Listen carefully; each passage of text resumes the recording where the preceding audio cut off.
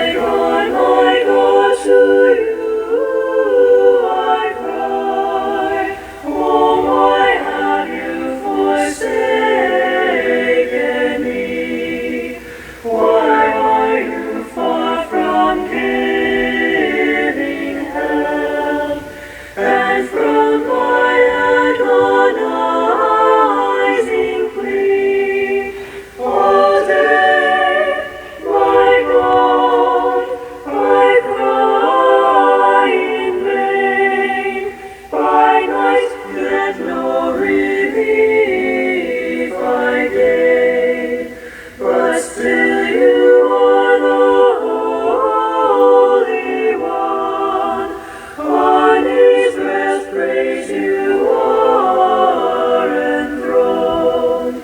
Our fathers put their trust in you. You saved them when to you they groaned. To you they cried, and rescue came. They trusted and were free from shame. Reproached of men by all despised, onward and none of that am I. All they that see me laugh in scorn. They shake their heads and taunting cry, He trusts the Lord, let Him defend and save him if he. Hermanos, muy buenas tardes o noches. Tengo 6 de la tarde con 1 minuto aquí en California. Y bueno, estuvimos escuchando una salmodia exclusiva número 22 que dice así: Dios mío, ¿por qué me has desamparado? ¿Por qué estás tan lejos de mi salvación y de las palabras de mi clamor? Dios mío, clamo de día y no respondes, y de noche y no hay para mí reposo. Pero tú eres santo, tú que habitas entre las alabanzas de Israel. Esa es la parte cuando dicen Israel, está hablando de Israel. En ti esperaron nuestros padres, o sea, Abraham, Isaac, Jacob. En ti esperaron y tú los libraste. Clamaron a ti y fueron librados. Está hablando de Moisés cuando Israel estaba esclavo en Egipto. Confiaron en ti y no fueron avergonzados. Mas yo soy gusano y no hombre, David dice, oprobio de los hombres, despreciado del pueblo. Ahora, bien interesante, porque aquí empieza, si bien es cierto, lo escribió David, pero el que está hablando es Jesucristo. ¿Ok? Salmo 22:6 es Jesús que está hablando en su etapa de la preencarnación, porque dice, soy gusano, oprobio de los hombres, despreciado del pueblo. ¿Cuál pueblo está hablando? Del pueblo de Israel. Es Jesús. Profecía que se cumple.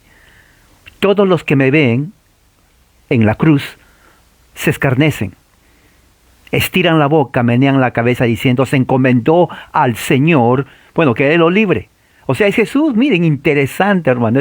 Esto me llena a mí de emoción. 1000 años antes que nazca Jesús, está hablando a Él. Claro, es una profecía, pero fíjese, está hablando en primera persona, más yo, primera persona singular, más yo soy gusano. Todos los que me ven, primera persona, me ven. Se encomendó a Jehová, líbrele él, sábele. Ahora, bien interesante, porque aquí el salmista está hablando o está escribiendo lo que el pueblo de Israel, el sumo sacerdote, el Sanedrín, habla de Jesús. Y justamente lo dicen. Pero tú eres el que me sacó del vientre, el que me hizo estar confiado desde que estaba en los pechos de mi madre. ¿Quién habla? ¿David o Jesús? Está hablando Jesús.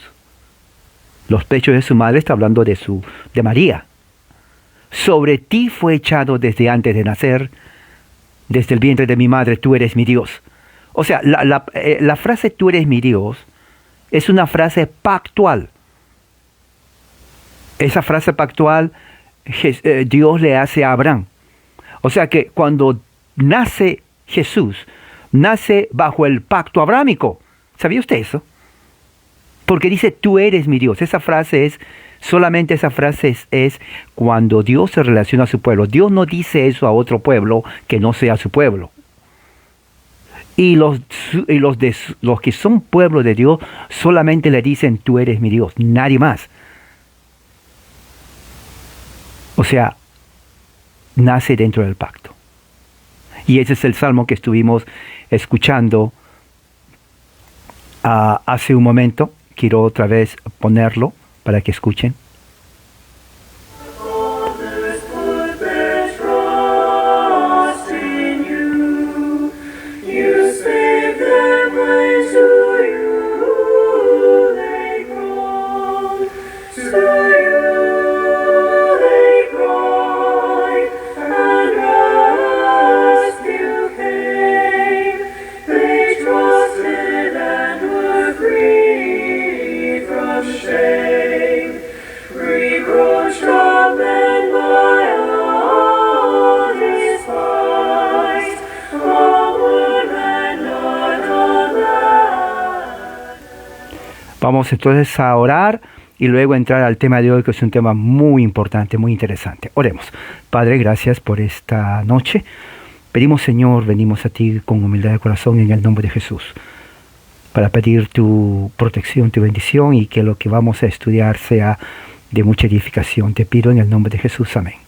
Muy bien, hermanos, el tema de hoy es un tema que tiene que ver con la reforma de una forma que tal vez muy pocas veces, casi nunca se habla, y es referente al aspecto militante de la reforma. Y eso es algo que no se dice porque creen que la reforma solamente fue asunto teológico o religioso, pero no fue así. No fue así. Y bueno, ¿de qué está hablando esto?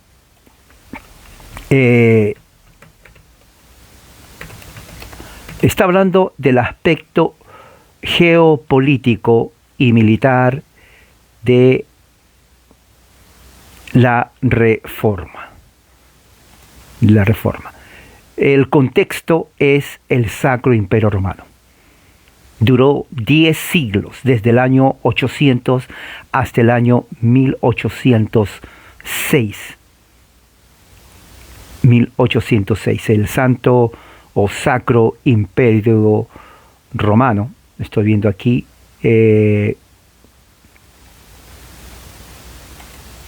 Vamos a ver.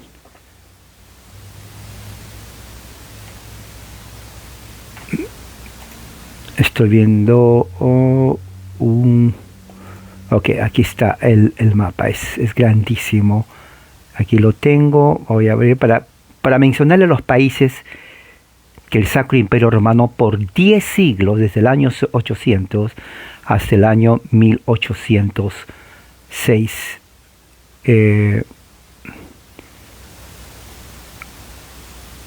A ver, ¿dónde está?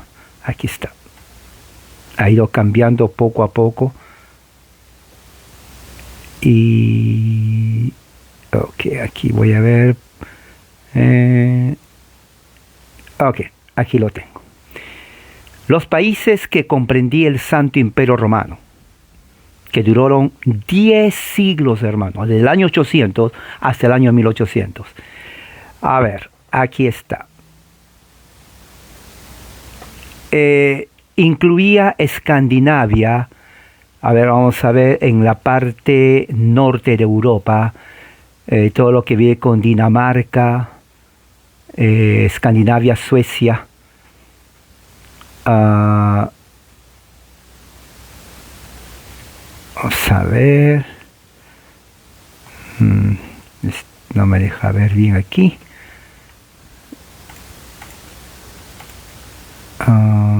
Vamos a ver aquí. Ok, aquí está mejor. ¿Se dan cuenta? El milagro de la internet es increíble, el milagro del internet. Muy bien. Aquí tengo el mapa, ya se abrió. Tiene que ver en ese entonces con Dinamarca, ¿no? Con la parte de lo que es Alemania, con el Reino Unido, con España, con Holanda, con Bélgica, con Luxemburgo. Bueno, muchos de estos ahora ya son países, pero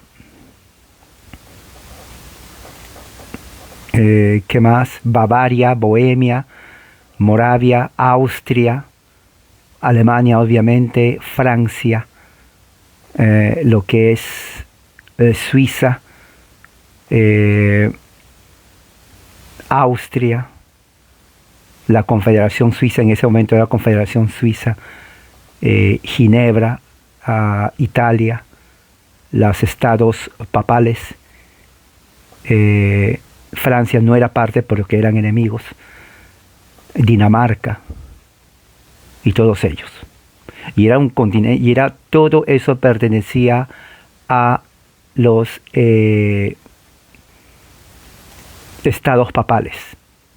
¿Okay? Tengo aquí la definición de la enciclopedia británica, ¿no? La enciclopedia británica se llamaba en italiano, en latín, Sacrum Romanum Imperium, que data desde el año 2254, aunque el término Santo Imperio va hasta 1157, y el término Imperio Romano fue usado en el año 1034.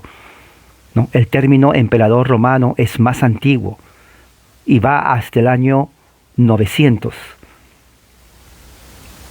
El título, sin embargo, no fue usado por los predecesores de Otto el II, sino desde Carlos Magno, y que se llamaba la frase en latín Imperator Augustus, o sea, emperador Augusto.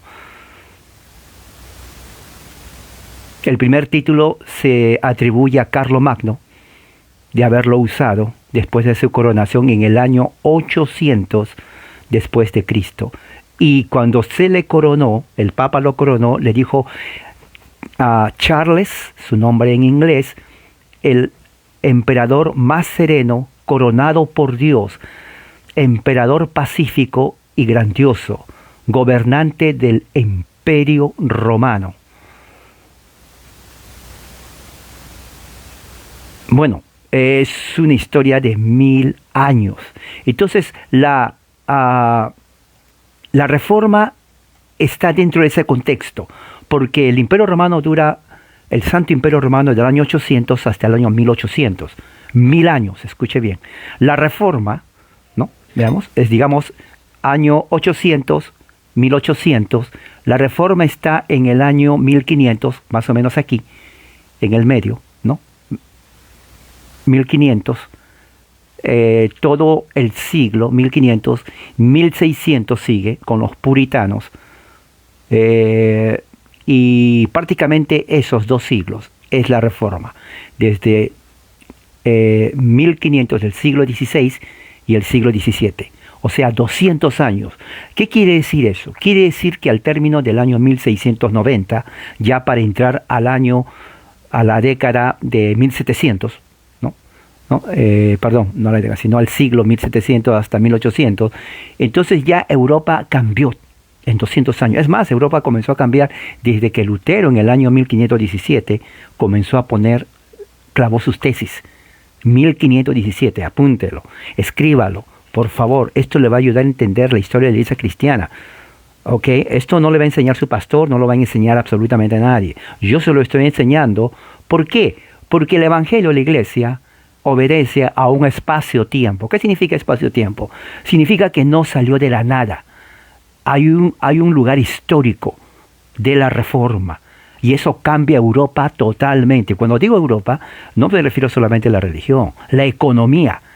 Para el tiempo que Calvino entra, ya Europa había cambiado económicamente. Tengo un tema que voy a hablar la próxima semana acerca del cambio, el efecto económico de la reforma que dio lugar al mercado libre y el capitalismo en Europa y en los Estados Unidos. Es increíble, esto es increíble. Muy bien. Entonces, 1517 sigue, en 1800, 1517 hasta 1590, entra entonces la segunda generación de los reformados, 1600 con los puritanos, y es interesante porque ya se acerca noviembre y voy a hablar el tema de los efectos de la reforma en los Estados Unidos, que viene a ser el siglo XVII, 1600 en adelante. Es increíble, es increíble. Y créame de que es muy importante que usted sepa eso. ¿Qué pasa en 1517? Desde que Lutero entonces clavó sus 95 tesis, nadie se imaginaría que los efectos traspasarían la religión, la teología, involucrando la política, la economía, la logística militar. Estamos hablando de la reforma, ¿ok? Esto no lo va a enseñar en cualquier clase o en Facebook, sermones de la reforma, no. Pero esta es reforma, ¿ok? Muchos creen que la reforma solamente clavó Lutero 95 tesis y se acabó. No, la reforma, hasta ahora estamos viviendo los efectos de la reforma. Este último aspecto, el aspecto de la logística militar, ¿no? Para la gran mayoría de protestantes es totalmente desconocido, no se conoce esto, porque no lo hablan. Pero el hecho es que los reformadores fueron militantes, escucha la palabra bien, militantes, escríbalo porque, y lo voy a escribir aquí, escriba, son militantes. Aquí está, no sé si lo pueden ver, los reformadores fueron militantes, muy bien. En el sentido literal de la palabra, la evidencia es abrumadora, ¿no? Los reformadores, aparte de ser teólogos, precisos, que disputaban y debatían mucho el asunto de la Biblia y la teología, también entendieron que el uso de la fuerza militar no era ajeno a la reforma, sino más bien era parte de eso. Ahora, muchos se van a echar, pero ¿cómo es que es posible que peleaban? Muchos no saben, muchos se quedan, pero ¿cómo es posible? Eran espirituales solamente, ellos son cristianos, ¿cómo van a agarrar? Bueno, vamos a la evidencia. Porque usted tiene que saber de aquí. Esto explica por qué, ¿no? En el siglo XVI viene el imperio, ¿no? Español y portugués a esta parte de las Américas, ¿no? México, Centro y Sudamérica, Hernando Cortés en México, Francisco Pizarro, ¿no? En el Perú, y traen todos los soldados, la Armada Española y también la religión católica romana, ¿no? Estudie la historia cómo entró Hernando Cortés a México. Recuerden, 1519, 2 años después que Lutero pone sus tesis, ¿no? Es importante que usted conozca porque eso obedece a la reforma. Ellos no vinieron solamente para darse vacaciones, ¿no? Ellos vinieron justamente para salvar, perseverar, preservar los intereses católicos romanos de la corona española en lo que se conoce como las Américas. Contexto histórico. A partir de la década de 1520, las relaciones internacionales, ¿no? En el siglo XVI y XVII, entre los estados europeos emergentes, estuvieron dominadas por conflictos militares que eran de carácter principal o significativamente religioso. Guerras en el centro y sur de Europa, ¿no?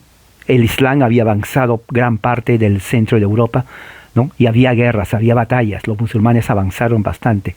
En Europa central y noroccidental había guerras confesionales entre reformados protestantes y católicos romanos. Esto se inició justamente en el año 1517 en adelante. La división entre protestantes y católicos intensificó numerosos conflictos militares, lo que resultó en algunas de las guerras más duraderas, sangrientas, disputadas y destructivas en la historia de Europa, todo en el nombre de Cristo.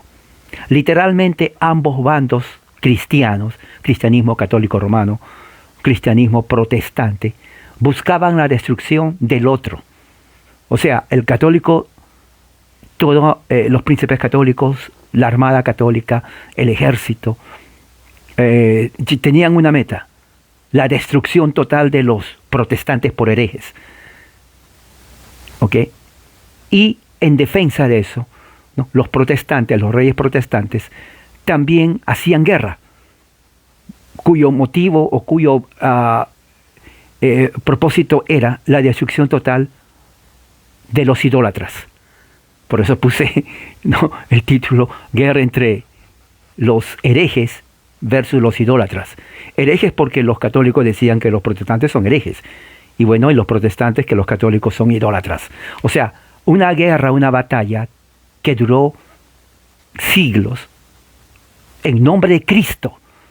En nombre de Cristo se peleó en Europa a partir de la Reforma. Los herejes protestantes contra los idólatras católicos romanos. ¿Quién va a ganar la pelea? ¿Cuántos eran? ¿Por qué se peleaba? Vamos a ver las principales batallas que se pelearon en el nombre de Jesucristo. No contra el Islam, sino contra aquellos que también creían en Jesucristo. Es triste, pero es verdad.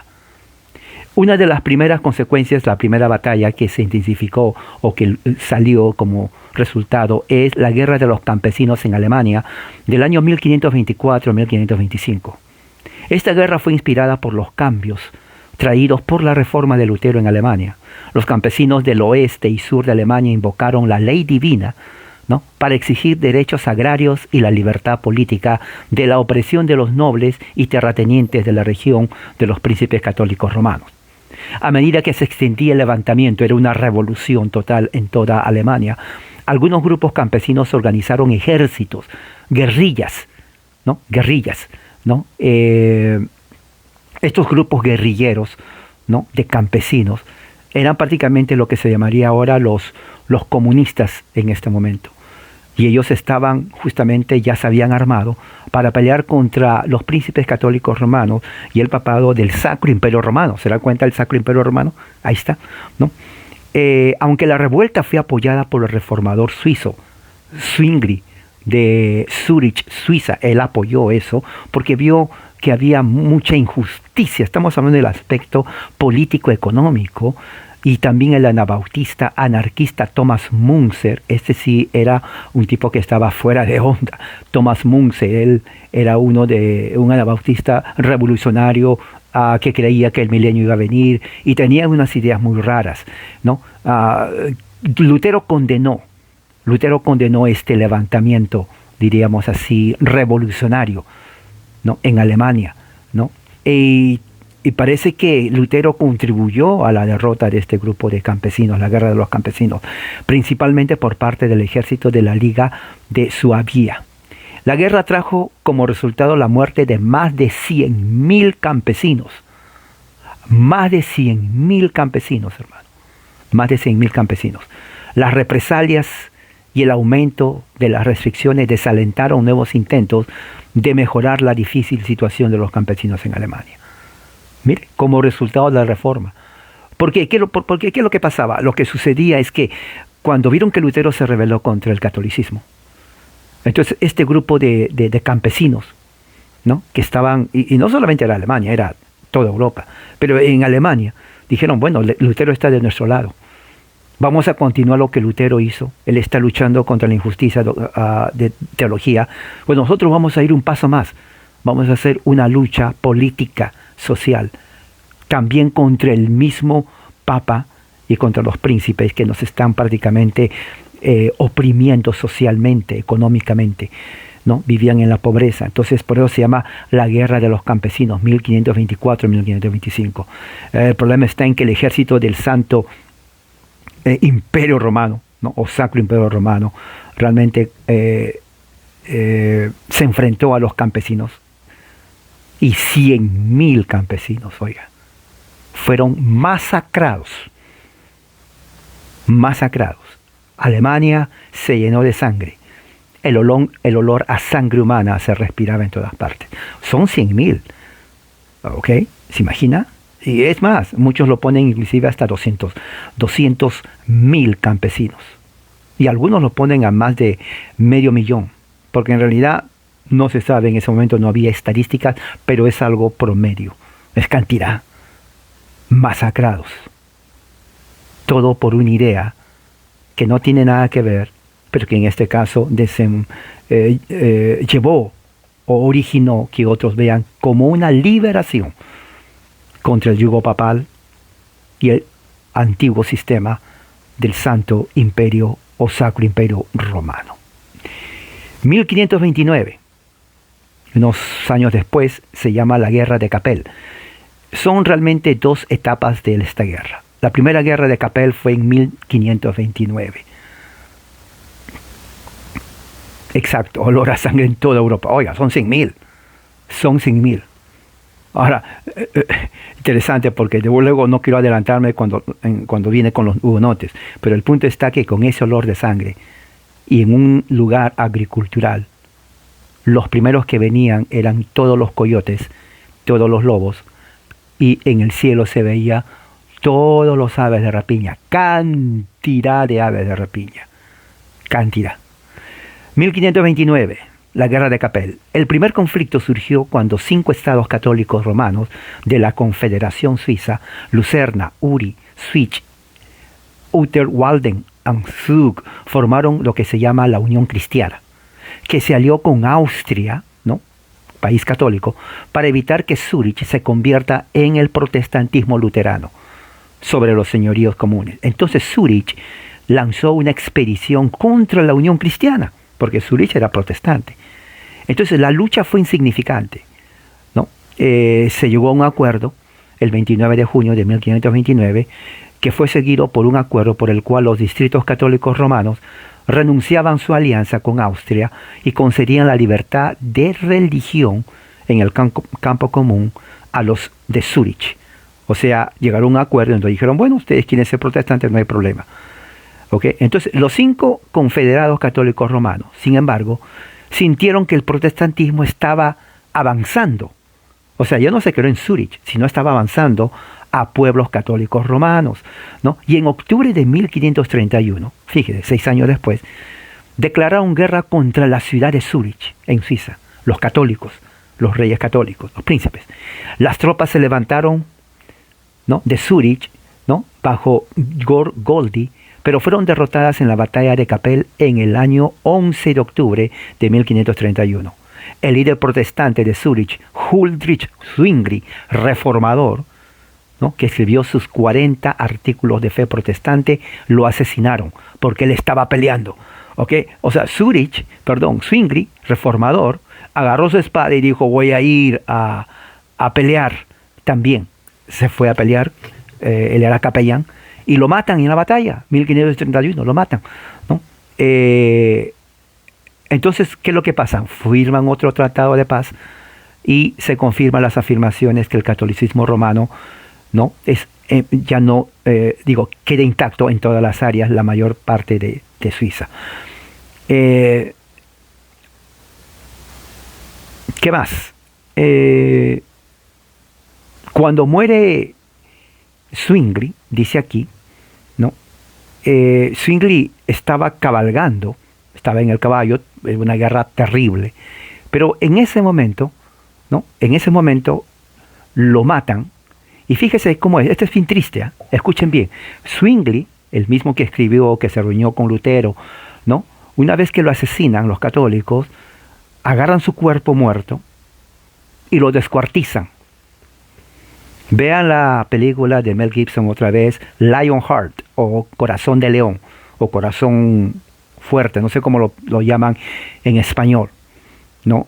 Pero eso es exactamente lo que pone. Mel Gibson hace una extraordinaria película ahí, porque es exactamente lo que sucede. A los enemigos que lo mataban, le descuartizaban, le cortaron las manos a él, le cortaron los brazos a Zwingli, le cortaron la cabeza, le cortaron las piernas, todo. Luego que lo descuartizan, lo queman, ¿no? Lo queman. Una vez que lo queman, Corazón Valiente, exactamente. Una vez que queman, ¿no?, el cuerpo de Zwingli, ¿qué cosa cree que le hacen? Le mezclan con estiércol. Ya saben, ¿no? Estiércol de animales. Lo mezclan todo.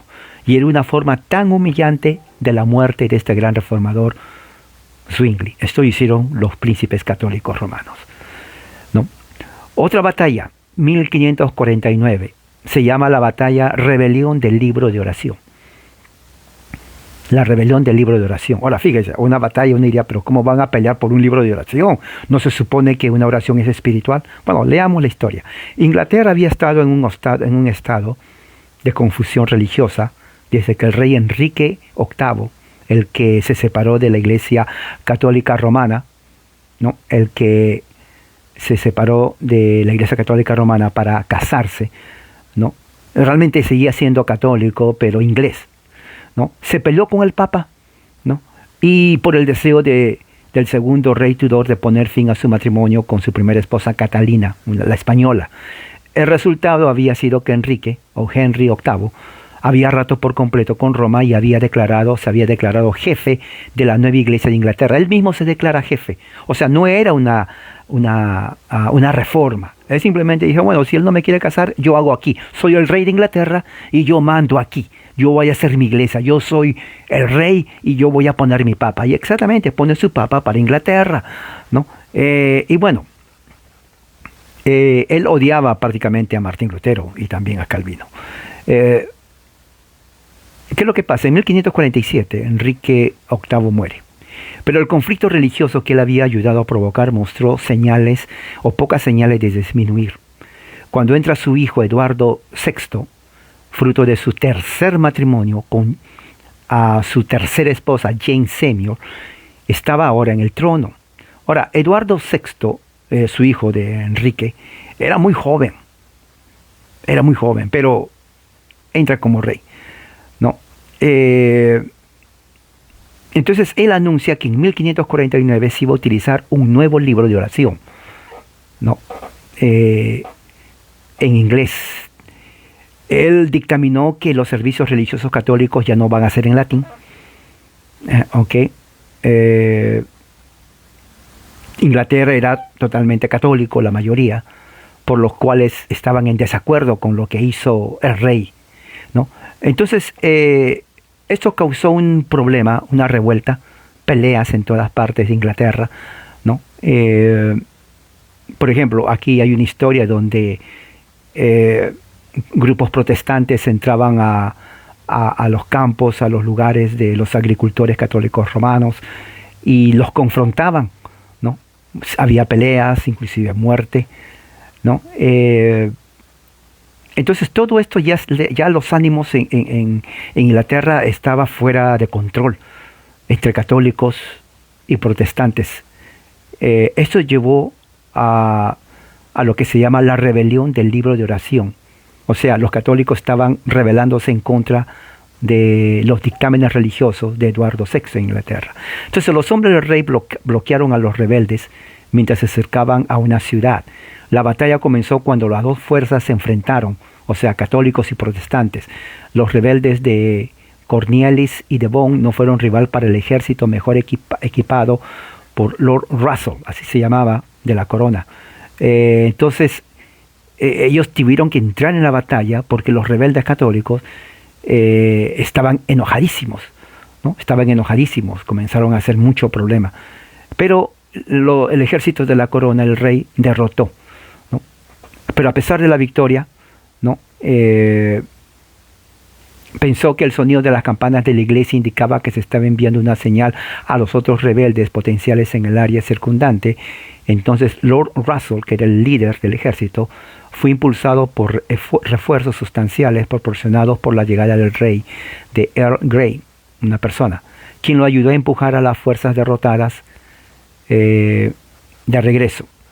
Las cosas no salieron bien para la rebelión y más de 1000 rebeldes fueron masacrados, hermano, después de la sangrienta batalla, ¿no?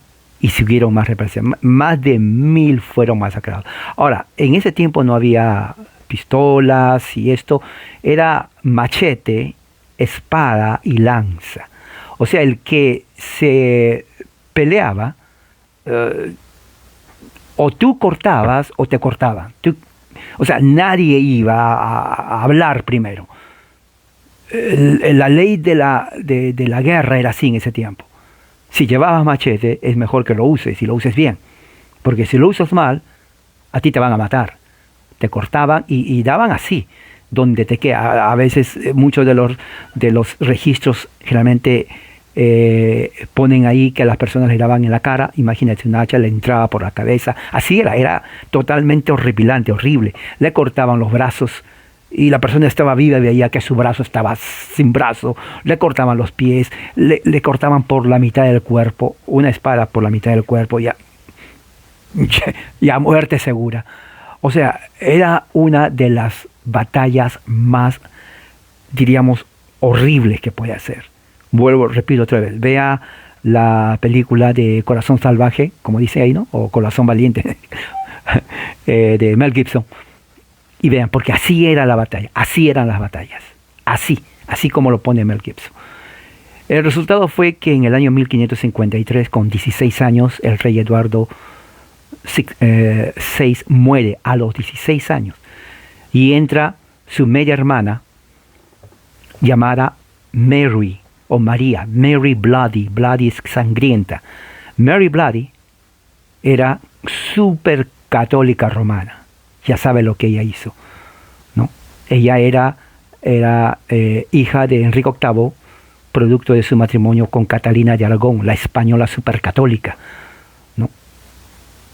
Su hermano menor, entonces era el que murió, Eduardo, ¿no? Era mitad hermano, producto del tercer matrimonio de Enrique VIII, porque él se casó varias veces. Entonces, ¿qué es lo que hizo ella como supercatólica? Entonces reinstaura lo que su hermano prohibió. Vienen los servicios en latín, ¿no?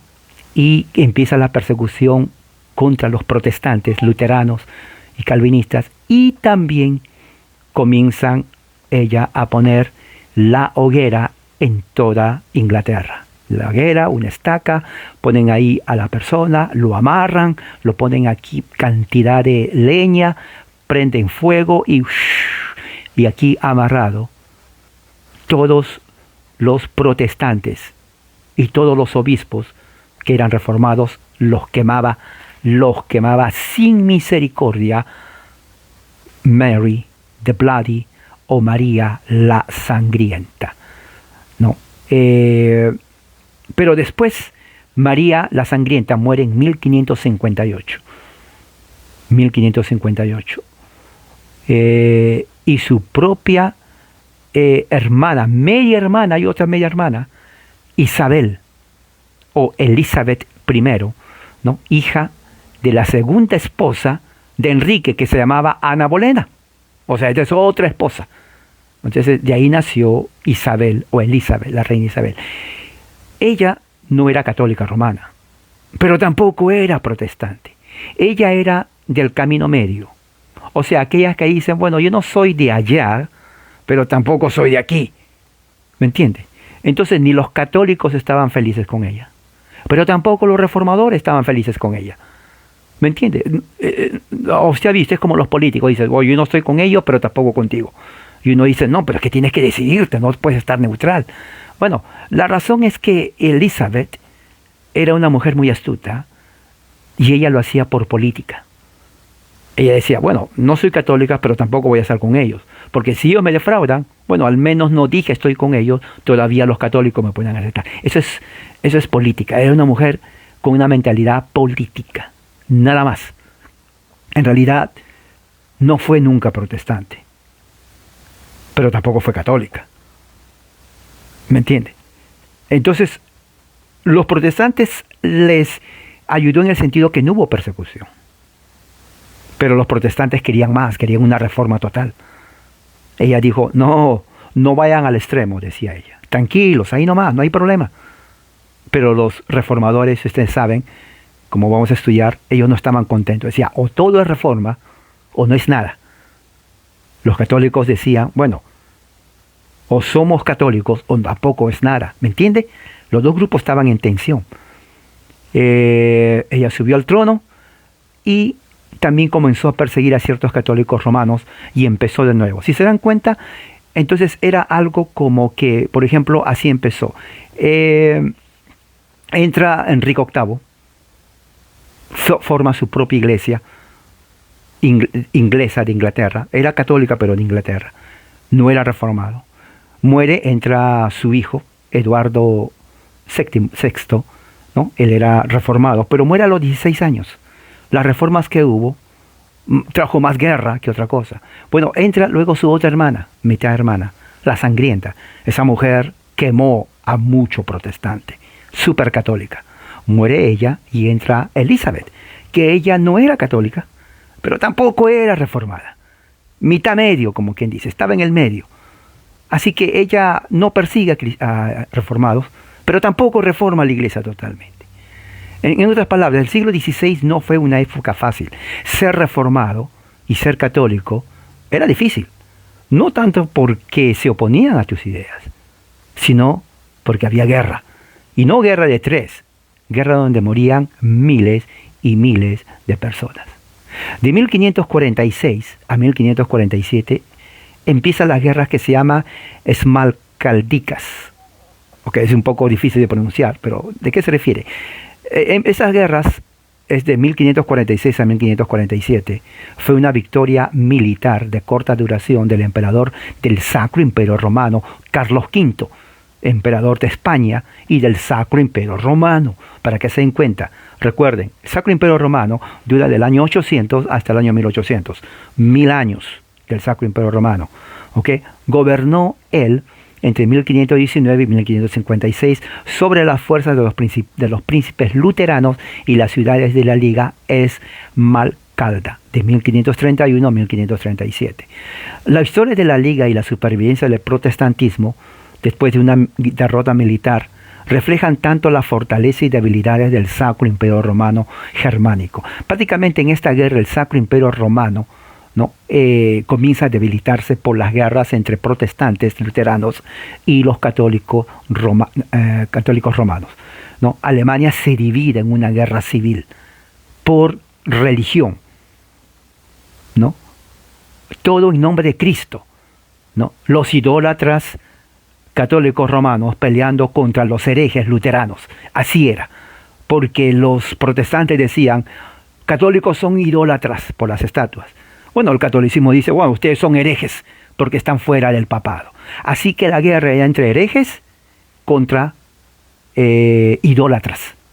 Herejes contra idólatras, en nombre de Dios. Las fuerzas imperiales obtuvieron la victoria sobre la Liga Esmalcalda. Las aplastó. Las ideas de Lutero en ese momento se extendieron por toda Europa. Ya no podían ser contenidas. Una vez que entró 1517, las ideas de Lutero se esparcieron de una forma increíble, increíble, y no podían ser contenidas ni siquiera por la fuerza militar. El 15 de mayo de 1548, Carlos V, emperador del Sacro Imperio Romano y de los virreinatos en Nueva Granada, en Virreinato de la Plata, de Perú y de la Nueva España, ¿no? Aquí en Sudamérica, ¿no? Ellos sintió el apogeo de los protestantes luteranos y dictó una provisión en Augsburgo para integrar a los protestantes en la Iglesia Católica Romana. O sea, Carlos V decía, los herejes luteranos tienen que volver a la Iglesia Católica Romana, ¿no? Entonces, el Carlos V, ¿no?, que fue el rey de España y también del Sacro Imperio Romano, a los virreinatos de Nueva Granada, Nueva España, La Plata y Perú, ¿no?, les dijeron que estaban aquí, estamos hablando de 1506, 1510, 46, 1500, en ese tiempo, ¿no?, solo se tiene que enseñar la Iglesia, la fe católica romana. Instauró el Santo Oficio de la Santa Inquisición, ¿no?, en México, en Nueva Granada, en Perú, ¿no?, que se llama el Virreinato de Perú, para justamente aplastar a la Reforma y a los protestantes que llegaban a Sudamérica y a Centroamérica, México, trayendo, ¿no?, en forma clandestina Biblias. Lo agarraban las Biblias, los quemaban las Biblias, y al que traía las Biblias lo torturaban de una forma. Mejor no les cuento cómo lo torturaban, ustedes pueden hacer Google, pero así torturaban porque era un odio. Carlos V dijo, a los protestantes los traemos pero no lo vamos a permitir que destruya el Sacro Imperio Romano. Así, así directo lo dijo. Entonces en 1552 hubo los príncipes protestantes, se rebelan y se empieza la Segunda Guerra Esmalcalda. Los príncipes protestantes luteranos peleando contra el Sacro Imperio Romano. Dirigidos por el elector Mauricio de Sajonia, apoyados por el rey Enrique II de Francia. Recuerde que Francia no era parte del Sacro Imperio Romano, pero era católico. Esto es interesante. Francia era católico, pero no era parte del Sacro Imperio Romano. Pero como era enemigo del Sacro Imperio Romano, Francia apoya a los luteranos. ¿Entiende? Me dejo explicar. Francia no era parte del Sacro Imperio Romano, pero era católico, igual que el Sacro Imperio Romano. Pero como eran enemigos, Francia católica apoya a los luteranos. ¿Se dan cuenta que era política y religión más claro? ¿Me entiende? Y era católico, ¿no? Era católico. Es más, y la razón era porque España tenía también pretensiones de invadir Francia. O sea, la cosa no era solamente religión, que vamos a orar, no, la cosa era militar. Bueno, entonces, ¿qué es lo que pasó? Carlos V huyó de las fuerzas luteranas superiores y canceló el interino con la paz de Passau. Hicieron una paz, no un acuerdo de paz, por la que fueron liberados Juan Federico de Sajonia y Felipe I de Hesse, que eran protestantes. El acuerdo oficial reconoce la religión protestante, que la religión protestante llegó 3 años en forma de la paz de Augsburgo. Al año siguiente, Carlos V abdicó voluntariamente en favor de su hermano Fernando I. La paz de Augsburgo se firma en 1555.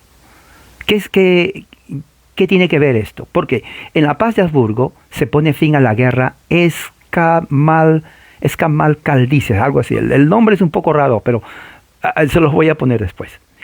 Luego también llega al acuerdo es que la región donde el príncipe es, digamos, luterano, entonces todos practican la religión luterana.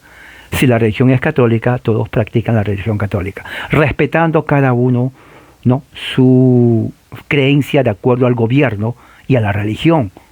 ¿Se dan cuenta? Política y religión. Eso fue el acuerdo. En otras palabras, si en tu región el príncipe es católico, todos son católicos, los católicos bienvenidos. Pero si en tu región son protestantes luteranos, bienvenidos los luteranos, no hay ningún problema, ¿no? Y en otras palabras, no había una libertad religiosa individual. Aunque muchos decían, bueno, está bien, pero al mismo tiempo no estaba bien, porque si usted entraba a un lugar que era católico romano, usted siendo protestante, bueno, a usted le sacaban, porque decía, bueno, protestante, vete a tu región. En cierta medida hubo una paz, pero en cierta medida no hubo libertad, ¿no? ¿Y qué es lo que sucede? 4 años después, 1559, Francia ya había sido conquistada por los no luteranos, sino había sido conquistado por los calvinistas reformados de Ginebra, Suiza, ¿no? 1559, los seguidores de Calvino de Francia, llamados los hugonotes, ¿qué cosa creen que hicieron ellos? Ellos organizan la primera campaña militar en contra de Enrique II, ¿no?, y también de Guisa. La familia de Guisa era una familia poderosísima en Francia católica romana. ¿Me entiende? Era una de las familias, es más, sus descendientes todavía están en Francia. O sea, los hugonotes, que son reformados, calvinistas, no luteranos, calvinistas, desafían a la familia más poderosa de Francia, la familia de Guisa, poderosísima. Ellos tenían vínculos con el rey de España, Carlos V, y con el Sacro Imperio Romano. O sea, meterse con esa familia tú perdías. Pero los hugonotes dijeron, no, vamos a crear no una cadena de oración, nada de vigilia, no. Vamos a crear un ejército para pelear contra la autoridad católica romana y el Imperio Romano. En realidad hubieron entre 1562 ¿no? En las guerras civiles de religión que empieza en Francia 1562 a 1598. ¿Cuánto es? 62, 72, 10 años, ¿no? 72, 82, 20 años, 92, 30 años. Son 36 años, ¿no? De guerra civil en Francia, de guerra religiosa en Francia. Imagínense, 36 años de guerra en Francia, en el nombre de Cristo. Católicos matando a protestantes y protestantes matando a católicos. 36 años donde Francia se llenó de más sangre de cristianos, más que Inglaterra. El olor a sangre humana se levantaba en el aire. Y no era entre musulmanes y cristianos. Él entra entre los idólatras católicos romanos, que lo llamaban los protestantes, contra los herejes protestantes, que los llamaban los católicos romanos. O sea, herejes contra idólatras peleando a muerte en nombre de Cristo. Porque, oiga, una está mal, la otra está bien. El problema está que cada uno decía, yo estoy bien, y hay que matar al opositor. Y así fue. Hubo 9 guerras religiosas a nivel nacional en religión entre 1562 y 1598. Todo empezó en los disturbios de Tolosa en Francia. Ahí viene el apellido Tolosa, ¿no? ¿De dónde viene ese Tolosa? Viene de Tolosa, ahí en Francia. En los disturbios de Tolosa, 1562, hubo una serie de eventos. Enfrentaron miembros de la Iglesia Reformada de Francia, ¿no?, contra los miembros de la Iglesia Católica Romana. Mire, la Iglesia Reformada de Francia, los reformadores peleando contra los católicos, Iglesia Reformada, herejes, Iglesia Católica, idólatras, peleándose.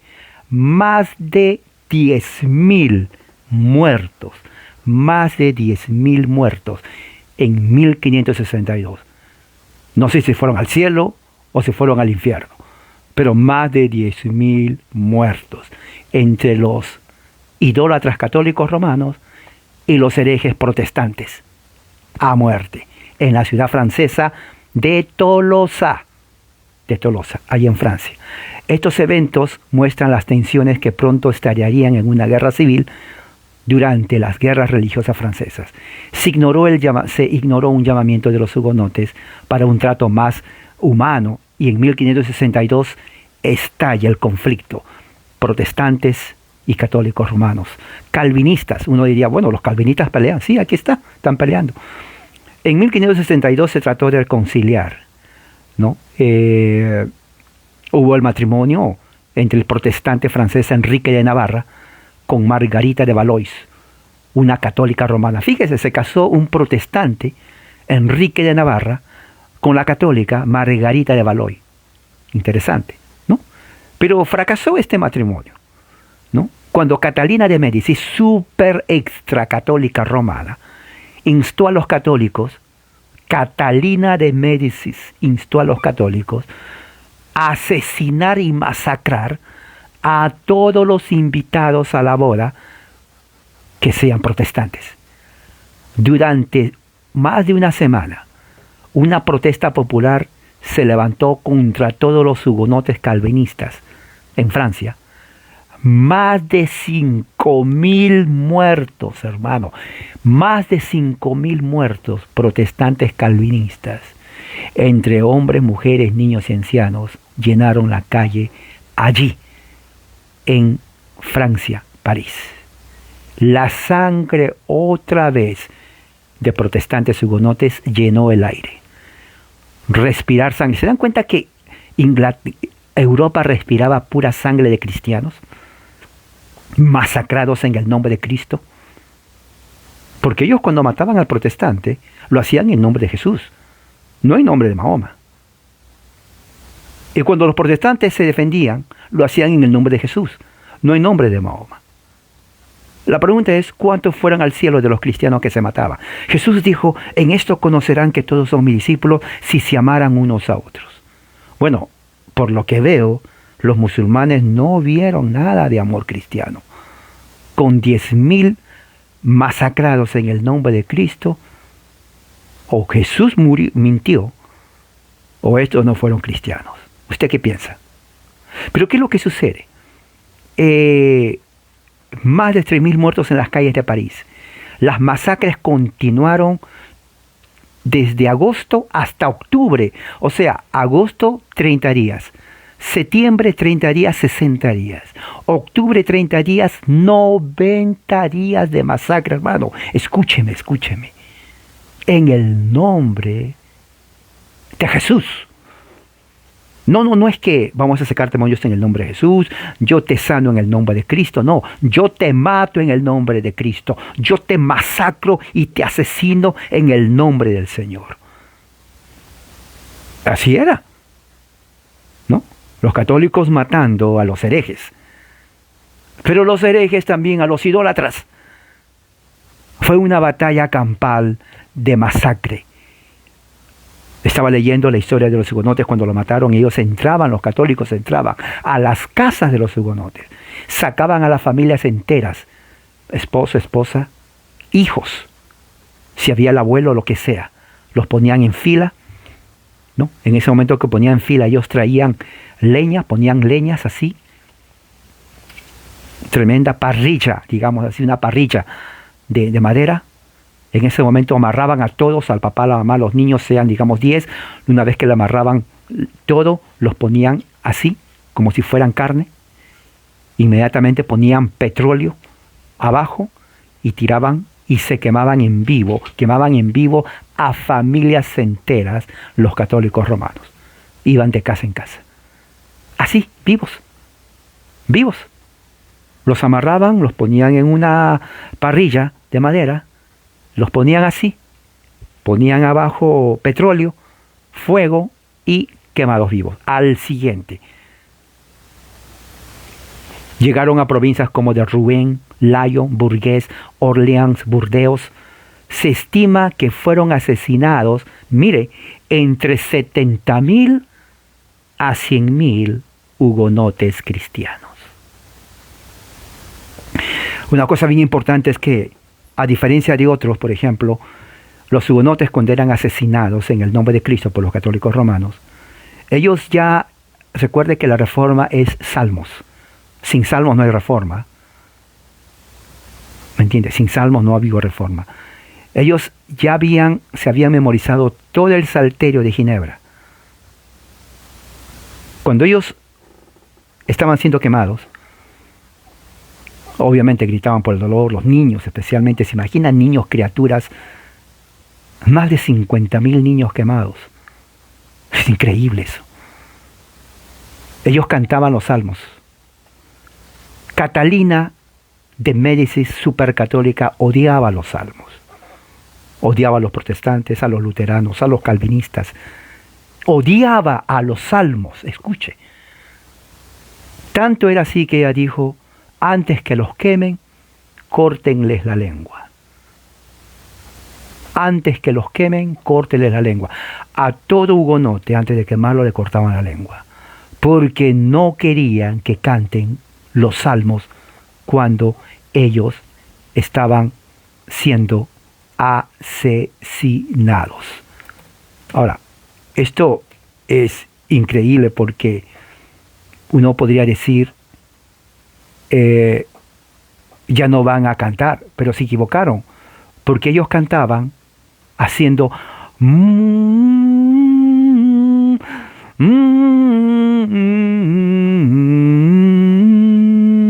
o sea, ya la melodía, tanto cantaban que la melodía sabían de qué estaban cantando. Uno de los salmos que ellos cantaban, la gran mayoría, pero uno de los salmos que cantaban cuando eran quemados era: dieron los cuerpos de tus siervos por comida a las aves de los cielos. La carne de tus santos le dieron a las bestias de la tierra.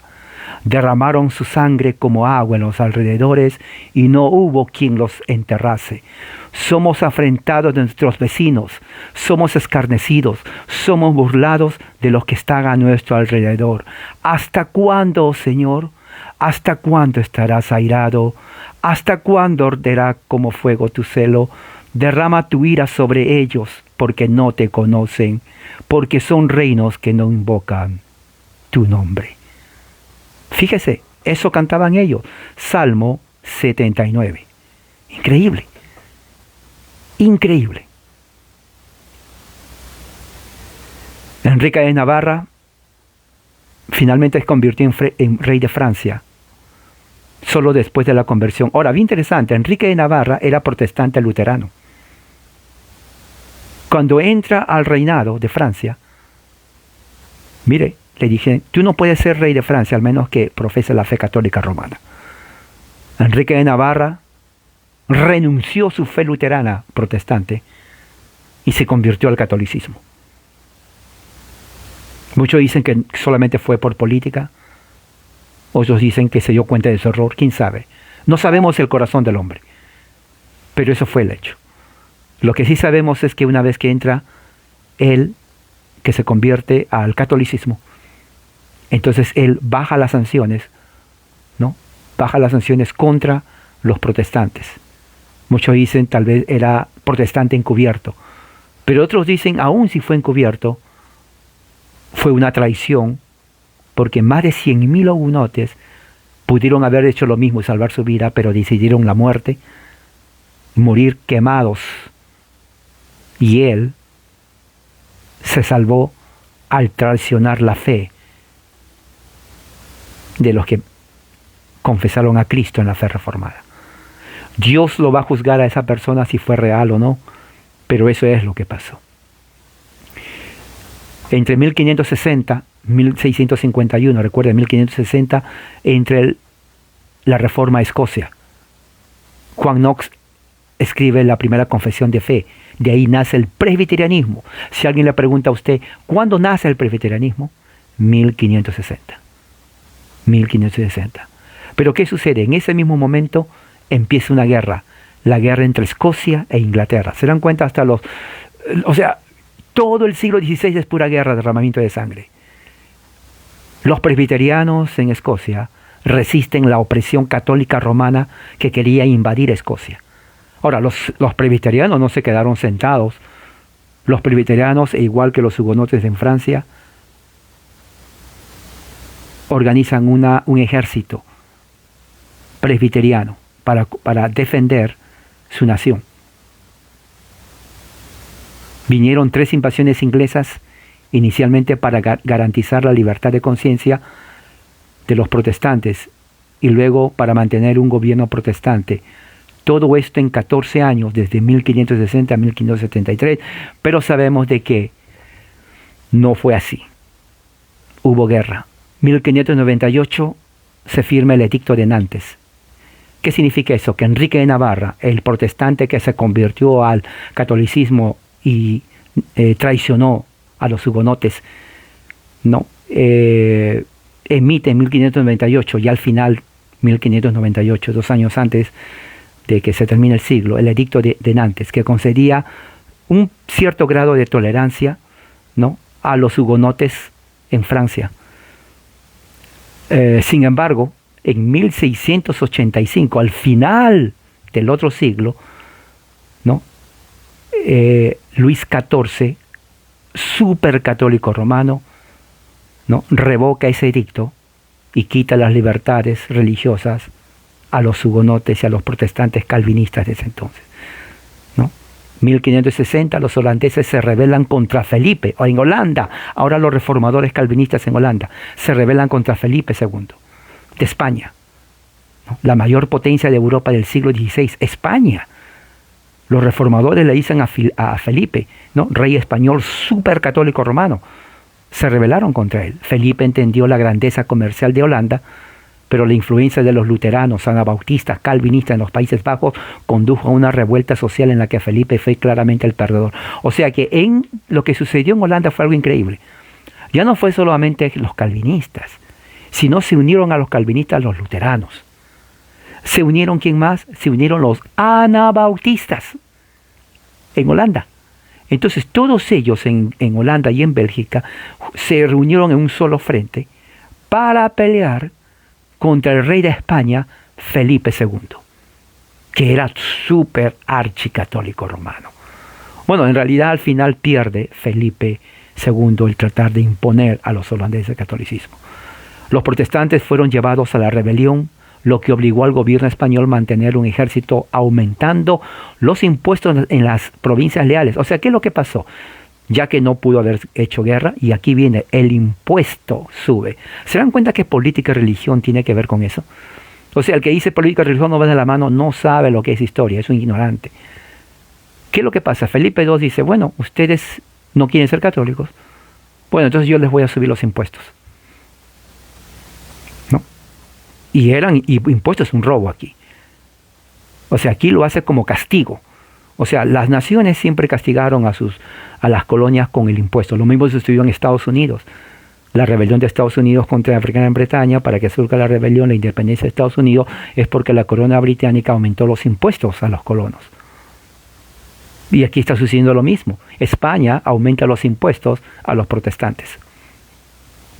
En 1575 los protestantes se unieron bajo Guillermo de Orange contra la tiranía de Felipe, lo mismo que sucedió en Estados Unidos en 1776. O sea, lo que sucedió en América no es algo nuevo, eso ya viene del tiempo de la Reforma. ¿Se da cuenta por qué la Reforma cambia el sistema político, económico, geopolítico, social y militar de toda Europa? La Iglesia Católica Romana pierde el poder, el Sacro Imperio Romano está siendo dividido, resquebrajado por los protestantes. 1575 se rebelan contra la tiranía de Felipe por los altos impuestos. Mientras tanto, los escoceses se rebelaron contra María, reina de Escocia, ¿no? Una católica que fue apoyada por España. Ahora, interesante, ahora en Escocia los presbiterianos, oye, los presbiterianos son tremendos, ¿no? Los presbiterianos, sí, cantan los salmos, salmodia exclusiva, ¿no? Sacramentos, bautismo de niños, teología del pacto. Perfecto, no hay problema. Pero cuando viene con política, cuidado. Presbiterianos de ese tiempo no era como los de ahora. Presbiterianos de ese tiempo sabía muy bien, o defienden su religión a la fuerza, o se los van a eliminar como sucedió con los hugonotes. Entonces dijeron, no podemos nosotros permitir que la corona inglesa católica venga a imponernos a nosotros, los escoceses presbiterianos, su religión. Así que es lo que sucede. Entonces ellos en 1558 quisieran intentar un asalto contra los ingleses, ¿no? La Armada Española fue un fracaso para el gobierno español, ¿no? Y puso en declive final de España como potencia, y sale en ese momento la potencia Inglaterra. O sea, ya España caduca como potencia y sale Inglaterra. Entonces, ¿qué es lo que sucede? Todo eso en el siglo XVI. Bueno, voy a terminar aquí, porque lo que va a seguir después, en la próxima vez, vamos a entrar al siglo XVII. Y créanme, el siglo XVII nos trae más sorpresa de guerras. Entonces, con eso quiero terminar haciendo como resumen, ¿no? Que Europa, ¿no? En el siglo XVI no fue una época fácil para nadie, ni para protestantes, ya sea calvinista, luterano, hugonote, reformados, anglicanos, ni para católicos romanos. Fue un siglo de sangre, un siglo de muerte, de masacres, todo en nombre de Jesucristo. Los idólatras católicos contra los heréticos protestantes. Que eso haya sido de ayuda y reflexión de nuestra herencia en cuanto a la Reforma Protestante del pleno siglo XVI.